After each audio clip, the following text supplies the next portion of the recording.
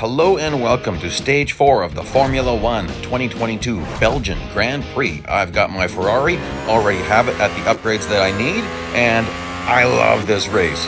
I love this because this is like old school. It's like, you go off track at all, that's it, you fail. You hit someone very hard, you're done. So this is fun. We don't have to get very far at all in this race, but you know me, I want to win it, baby.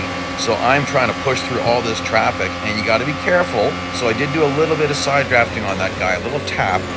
If you tap someone and they go off track, you're done. So you got to be delicate. There is a lot of time to get this all done, but I'm pushing to get up to first place as fast as possible. Ooh, that was a tap. Okay, I got away with that one. Being careful here.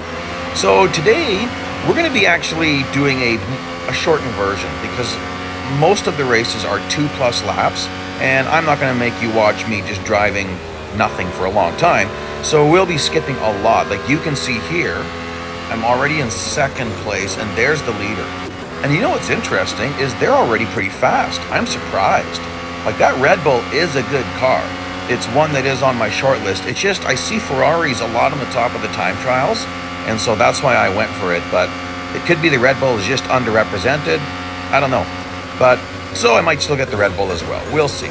Anyhow, you can see here I'm clearly in the lead, so there's going to be no trouble. Let's warp ahead. So here we are at the end of this first race. And if you want to know upgrade costs and things like that, go see the first video in this series. I'll put the link at the end here, playlist link.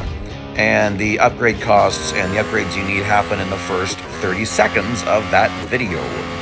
And here we've got, this is a long race, and 8,000 Roman cubits of drafting or slipstreaming, and you probably know what I mean. If you don't, oh well, what do you do? Okay, we're flying 16 times regular speed. Just, I don't know, why not? It just looks hilarious to go 16 times regular speed. We're gonna pull out of this when I tried to do something a little bit dramatic that didn't work so good. I was trying to totally pin this guy into the wall, and that didn't work. I got stuck into the wall. Anyhow, easily, it's a really easy stage. Like there's just no challenge at all to race 2. So I'm not gonna make you watch whatever it is, like 3.5 minutes of racing. And now this one gets a little bit more interesting. Again, it's an easy race, but at this point I'm getting bored. So I decided to do a little bit of lawnmower mode and see how high I can get this average speed and if I can win the race. Because it said I only have to get to 9th. Which makes it sound like there's no way I can win. So let's go lawnmower mode. That's what I call this when I'm driving across the grass. Call it lawnmower mode, baby.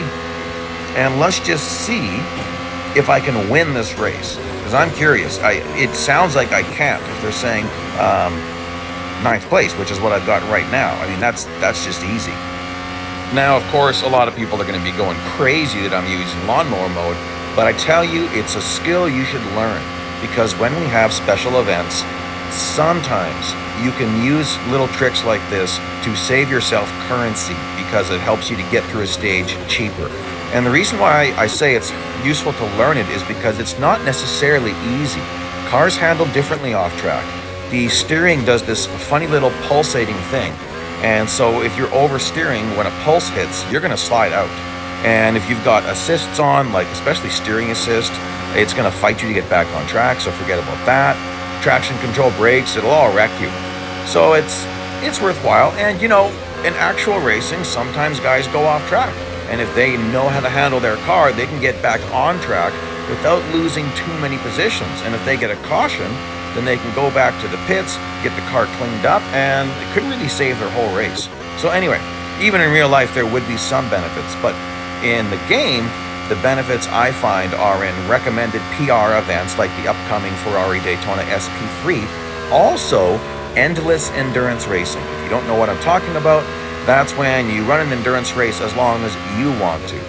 The secret to that is you've got to pass 42 cars as fast as possible, and then this bunch of cars will be appearing and it'll be endless. They get close together. You can go as long as you want to.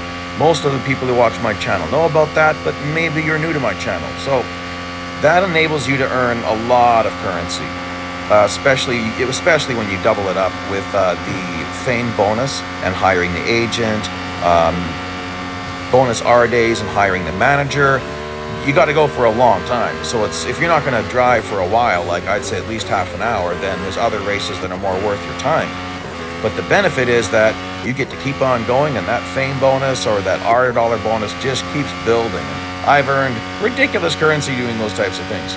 So for this particular video, I'll throw a whole playlist link up of those as well, and you can just see what I'm talking about. There are a few versions you can do right here at Spa. So including the, not the Academy car, I keep on forgetting what the other one's called. I really should look that up. I know I was just talking about it. I made a mistake and I said that it didn't take gold. I said I wasn't sure, and I was corrected, so thank you so much. It does take some gold. It's a really fun car though, and not too hard to drive endlessly here at Spa in that car. What the heck. I'll throw out that link too at the very end, because it's interesting. The fame earnings aren't that great for that particular car, but it's fun, and you can do all of your 250,000 M in just one race if you want to. Anyway, let's get on to the last race here.